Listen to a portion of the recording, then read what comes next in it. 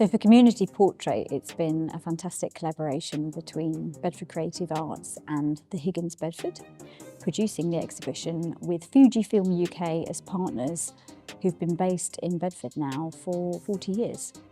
We've been generously funded by the Arts Council England, but also the Wixham Street Trust and the Steel Charitable Trust. I got involved with Community Portrait in connection with Bedford Creative Arts, talking to us about an exhibition looking at the history of photography, and it really linked well to a lot of our collections where we look at the sort of historic cameras, magic lantern projectors, recording video cameras and that type of thing. We've got a lot of glass plate negatives in our collection, as well as historic photographs of the community from World War I and II and more recently. So it's great to have the opportunity to look at our collections with community, and that's what we were talking about. We're really interested in working with artists, opportunity to work with photographers to then link with our collections. So look at the processes of taking a picture, maybe back in the 1890s and then right the way through to modern day digital photography, and just get that feel for the changing processes and things like that. My pitch for the exhibition was to look at photography with past, present and future to go with our innovation and heritage theme. We knew the Higgins had a collection, so we asked them if we could have some of their cameras dating back to the late 1800s within the exhibition. I also managed to find a glass plate photographer, which was quite a passion that I really wanted to find someone who would run workshops with the general public. And we managed to find that person who was a great asset for the exhibition, and everyone loved the, old-fashioned sitting there having your portrait taken with a very old camera from the 1850s onto glass or tin plates. And we also ran quite a few workshops with the Bedford College students. They were photography students themselves.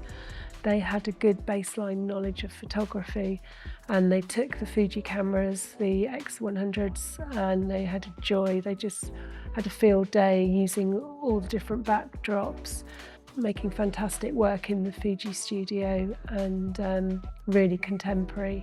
And that became part of their portfolio for their university applications. So the teachers were really pleased with the whole project. And we're so proud to be part of this exhibition. And when we look around and see the colours just jumping off the walls, fantastic. The composition by the photographers is great, the subject matter is great, and the stories behind the images is fantastic. So great space for people to come and visit over the next few months while the exhibition's in place. So Fujifilm we approached because they're based in the Kingsbrook area of Bedford and have been for such a long time. They've got an amazing building there, but they've not really had much of a close connection with the community on their doorstep. And we thought that this would be a great opportunity for them to work with the local community and introduce them to their amazing cameras. So they generously gave us the opportunity to work with their latest cameras, which are fantastic quality. They also gave us access to their amazing House of Photography studios in London. So we had the opportunity to invite the community to have a go with the cameras, real cameras, not their phones, and also to go and have their portraits taken in a fantastic setting. Fuji also did the printing for some of these wonderful portraits, which are just beautiful quality and have really enabled us to demonstrate their technology as the present of photography. It was a surreal experience for the Bedford College group. I think it really benefited the college students to come to a real photography studio. They managed to look around the house of photography itself and were amazed when they came in and saw exactly what portrait photography can be like. One of the highlights for me about working with so many different community groups on this project is that you get all the little stories behind each one of these photographs. You've got families who just have never had the opportunity to have a family portrait or to think about how they appear in photographs, having these beautiful pictures taken that really capture the character of themselves and their children.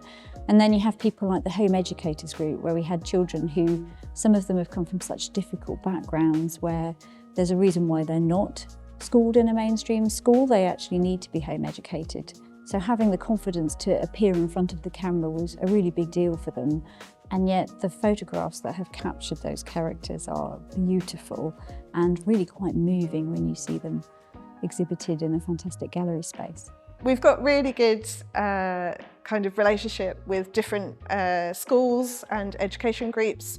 One of those groups that we had wanted to work more closely with was the home educators locally in Bedfordshire. It's quite a broad range of ages, from sort of about 10 up to about 17, and they really welcome the opportunity to have a go with the digital cameras, to have a go at taking their own portraits with some props and fun things from a museum, use our museum as a backdrop to those portrait photographs, and work alongside Catherine O'Donnell, fantastic portrait photographer and local photographer, to get the best out of their photography skills and learn some new skills along the way.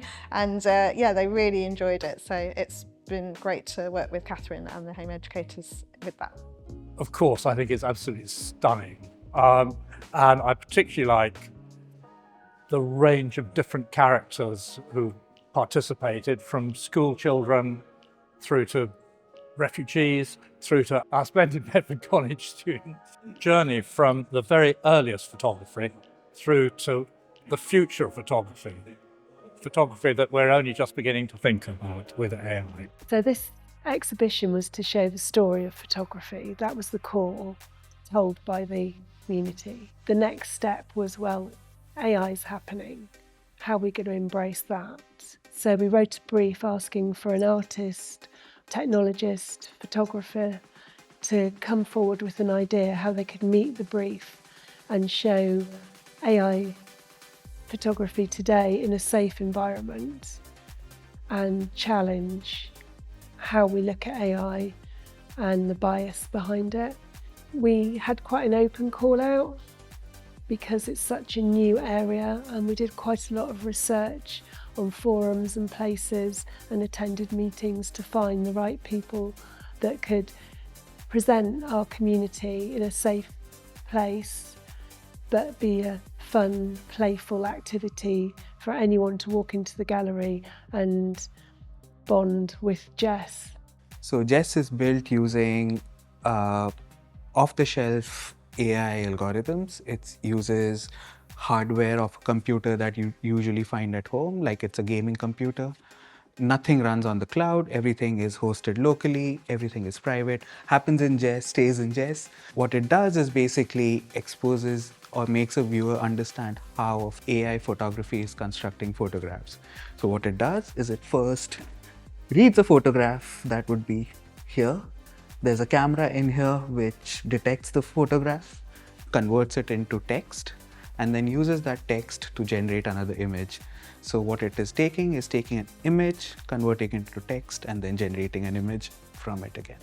It was a relatively short timeline for the project, so it was one of those where we really had to be precise about what we were thinking about from early on. And so actually, if I look at the render that I made, or like the early visualizations for the project compared to how it looks now, it's pretty similar to what we were first envisioning. I think what's been less similar than what we first imagined was actually the outcomes from Jess itself, and the outcomes from the public were something that we couldn't really predict, like the particular interactions that we've gotten from people and the way that visitors to the Higgins have been describing some of the photographs are just not things that you can necessarily predict, and how that compares to what the way that AI describes these photographs. That's been really fascinating for us. And even throughout the development of Jess, we uncovered all of these other sort of strange biases or quirks of AI that we could never have really anticipated.